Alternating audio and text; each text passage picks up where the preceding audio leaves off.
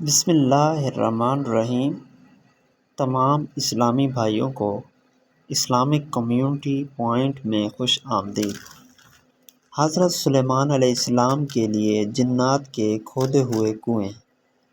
سعودی عرب کا ایک دور افسانہ گاؤں لینا عہد قبل از تاریخ کے کئی عجائبات پر مشتمل ہے۔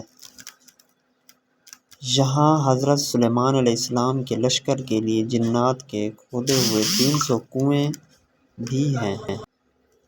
ان میں سے بیشتر اگرچہ ناکارہ ہو چکے ہیں، مگر 20 کنووں سے اب بھی لوگ میٹھا پانی حاصل کرتے ہیں۔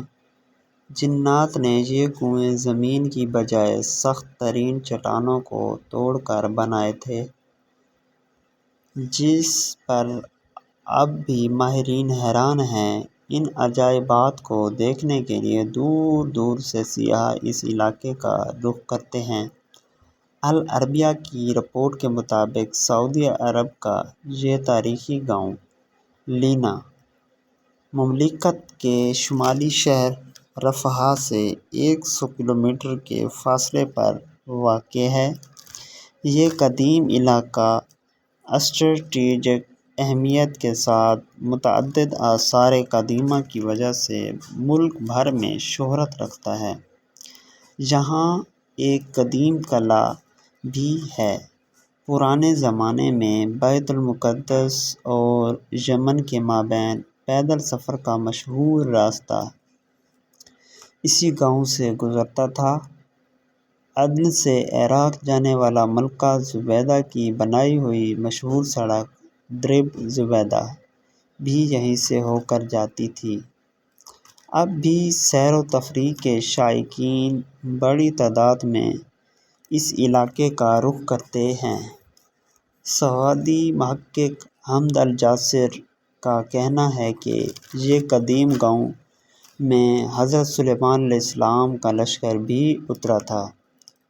سلیمان علیہ السلام جب اپنا لشکر لے کر یمن جا رہے تھے تو یہاں ٹھہرے تھے۔ اس بے آب و گیاہ علاقے میں لشکر کو پانی کی ضرورت آئی تو حضرت سلیمان علیہ السلام نے جنات کو حکم دیا کہ وہ ہنگامی طور پر کنویں کھودیں، تو جنات نے چٹانوں پر مشتمل اس سخت ترین زمین میں 300 کنویں کھود دیے تھے۔ یہ انتہائی گہرے کنویں اب بھی اصلی حالت پر موجود ہیں، جنہیں زمین پر اب بھی اپنا وجود رکھنے والا معجزہ قرار دیا جاتا ہے۔ جنات نے چٹانوں کو کاٹنے کے لیے ڈرل مشینوں کی طرح کوئی آلہ استعمال کیا تھا، جس کے نشانات اب بھی کنووں کے چاروں اطراف واضح طور پر دیکھے جا سکتے ہیں۔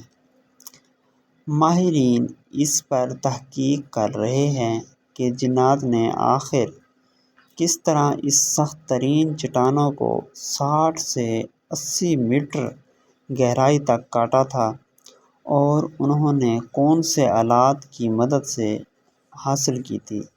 اگرچہ ان 300 میں سے اس وقت صرف 20 کنویں ہی کارآمد رہ گئے ہیں، تاہم سارے کنووں کے نشانات اب بھی یہاں موجود ہیں۔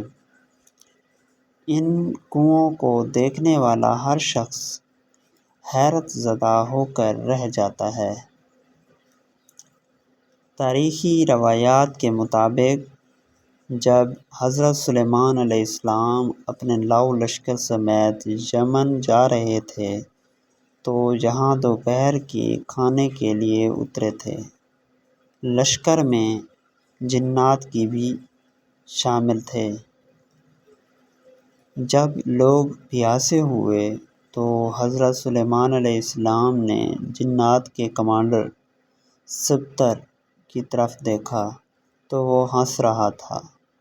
حضرت سلیمان علیہ السلام نے اس سے ہنسنے کی وجہ پوچھی تو اس نے کہا کہ آپ لوگ پیاس سے تڑپ رہے ہیں، مگر میٹھا پانی آپ کے قدموں کے نیچے ہی ہے۔ حضرت سلیمان علیہ السلام نے سپتر کو پانی نکالنے کا حکم دیا تو تھوڑی دیر میں ہی اس نے اپنے ساتھیوں کے مدد سے 300 کنویں کھود دیے اور سیدنا سلیمان علیہ السلام کا پورا لشکر سیراب ہو گیا۔ معروف مورخ یاقوت حموی کے دور تک یہ سارے کنویں میٹھے پانی سے لبالب بھرے ہوئے تھے۔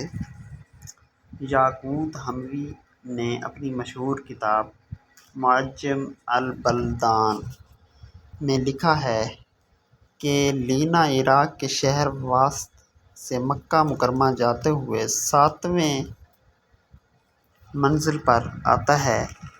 یہ علاقہ اپنے میٹھے پانی کے کنووں کی وجہ سے شہرت رکھتا ہے۔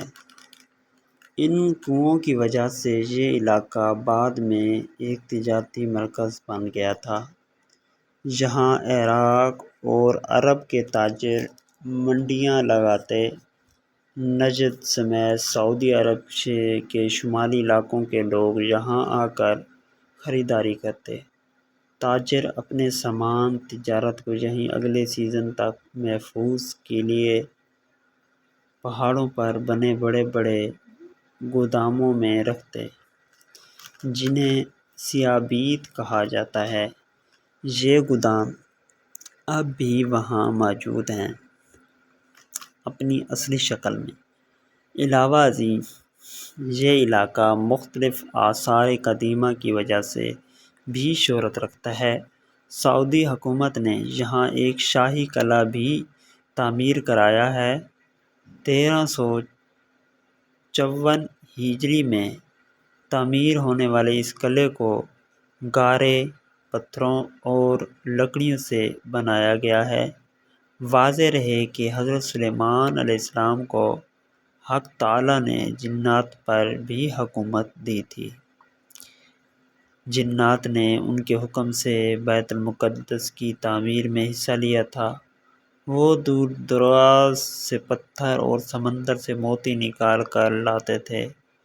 ان کی تعمیر کردہ عمارتیں اب بھی موجود ہیں۔ ان کے علاوہ بھی حضرت سلیمان علیہ السلام جنات سے بہت سے کام لیتے تھے، جس کا ذکر قرآن کریم میں بھی واضح طور پر کیا گیا ہے۔ معلومات کے لیے ہمارے چینل کو سبسکرائب کر لیجیے، اسلامک کمیونٹی پوائنٹ، اور ساتھ میں دیے گئے بیل کے آئیکن کو دبا دیجیے تاکہ ہر طرح کی معلومات آپ کو بروقت مل سکے۔